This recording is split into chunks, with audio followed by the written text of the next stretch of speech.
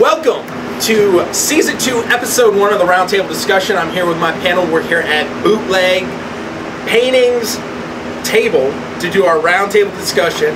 And the name of this show is going to be Warmachine for the 40K player. Privateer Press has recently released its Mark II rule set for Warmachine. How does it fare between the 800-pound gorilla in the room that we have come to know as Warhammer? Following a four-way battle between Menoth, Kadar, Signar, and Crix, my panel, longtime Warhammer 40K players, introduction into Warmachine just today, we'll sit down and talk about GW, Privateer Press, and whether or not Warmachine will give Warhammer a run for its money this year. More importantly, with so much time, money, and paint spent in the Warhammer 40K universe, will they pick the game up? With me are my panel, Tony Pony F, the Sustainable Channel. Check it out. Yeah. We got Lexicon, John from War Game Painting, and Bootleg Painting. Alright guys, question number 1. We just played an intro game involving battle groups.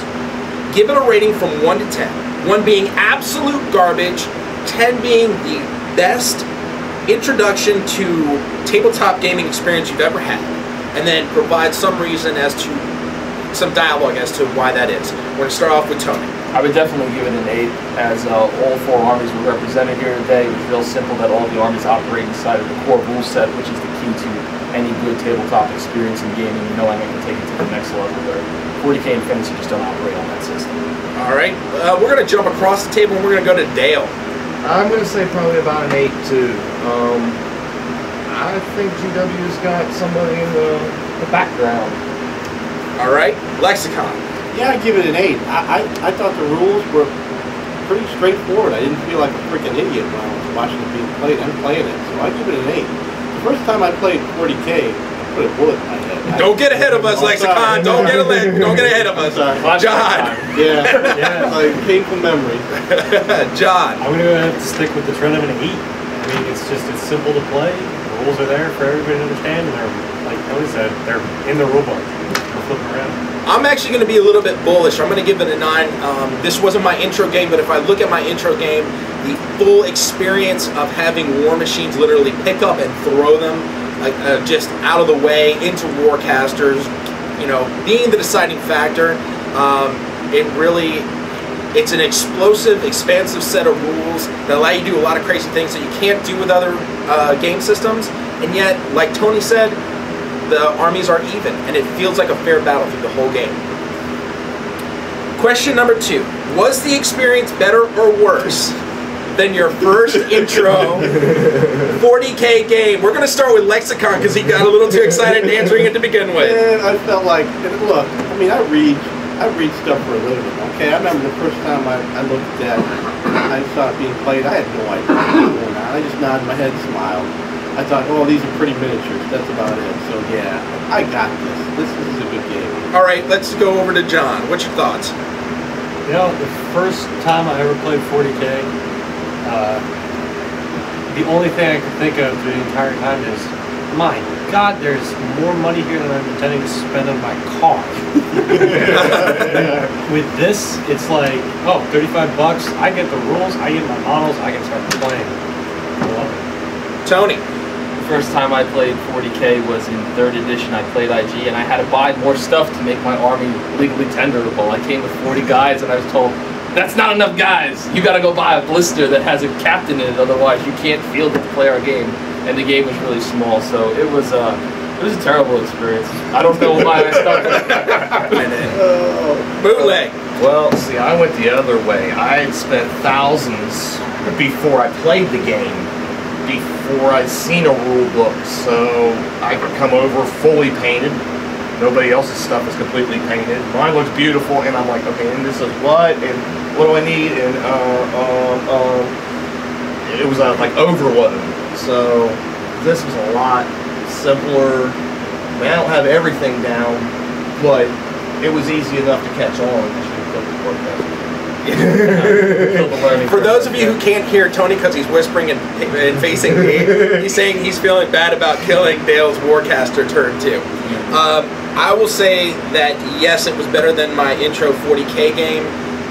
This is a unanimous decision here, but then again, I gotta be honest with you, my first 40K game, I commanded a unit of squats. I faced off against a squad of Space Marines. That was the entire gaming experience. And we played where we started 6 feet away from one another with no terrain interleaving between the two. So as my guys walked at 4 inches across the table, they just got picked off by the missile launcher, one at a time. So maybe that was a little unfair. If I really take a look at the first time I got into 40K, I would still say that it was a lot more fun because my first experience with 40K was literally me having the rule book this far away from my face going, I don't know what the next thing for people to do is. Why did we keep at it? Why did we keep at it? Everybody said the first time sucked.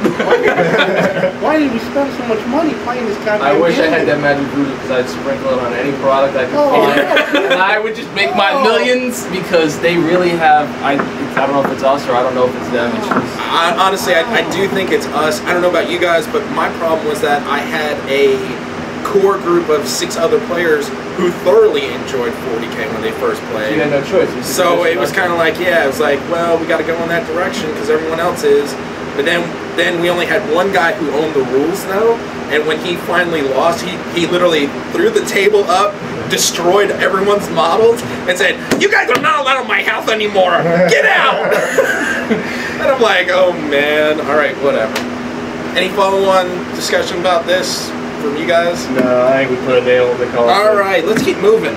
Question number 3. Everyone here has spent well, and I mean well, over $1,000 in GW miniatures. Maybe on the phone just to hold it. On a scale... Brushes, man. Come on. Yeah. On a scale of 1 to 10, how likely are you to pick up Warmachine now that you've tried it, and why? And we're going to start with John.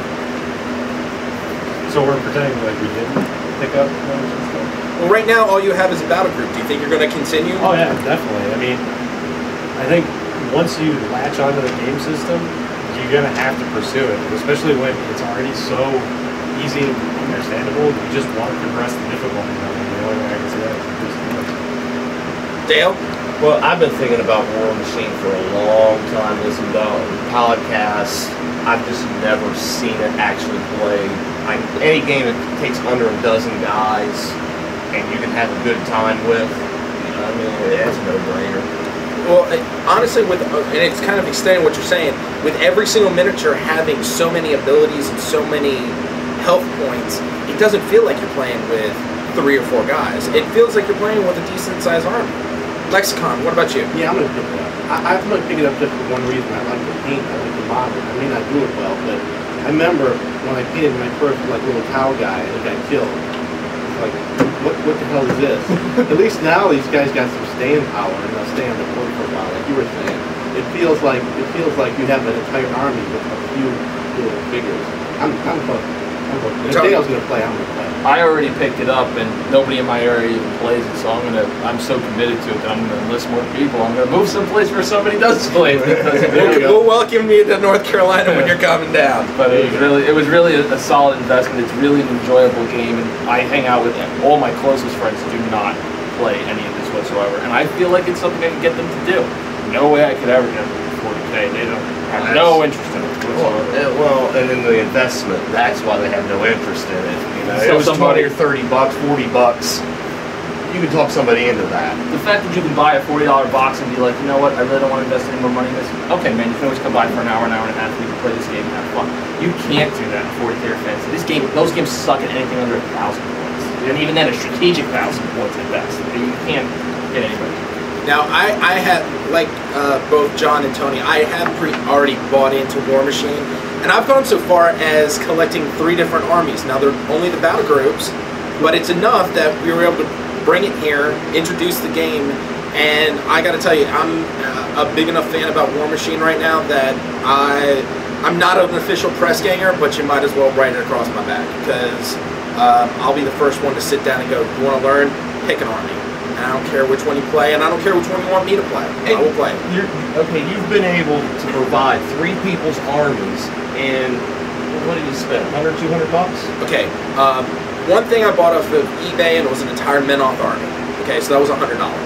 But the other 2 armies, I spent $35 a piece. And seriously, guys, sci-fi genre, if you're in the U.S., $250. yeah, no. No, if you buy $170. if you buy all 4 battle forces starting off from sci-fi genre, you're looking to drop less than 150. And that's every army possible. So you and 3 of your friends are going to be playing, and you could play that level for months. Yeah. And then be following, let's buy a unit and do something different. You don't even have to buy the rule book, because in each battle box comes with every rule you need and all the cards for battle group games. It does not include all the rules necessarily for solos and units, but guess what? If you're just playing battle groups, you don't need to buy anything else.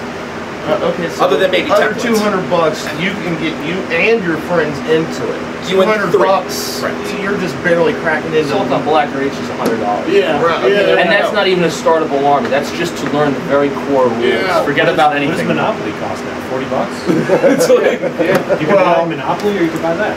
Yeah, but How many times can you play Monopoly before you want to kill yourself? 0. 0. In the words of the great Dane Cook, this game.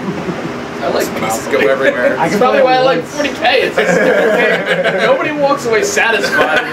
No, I can't put it back. We don't know why.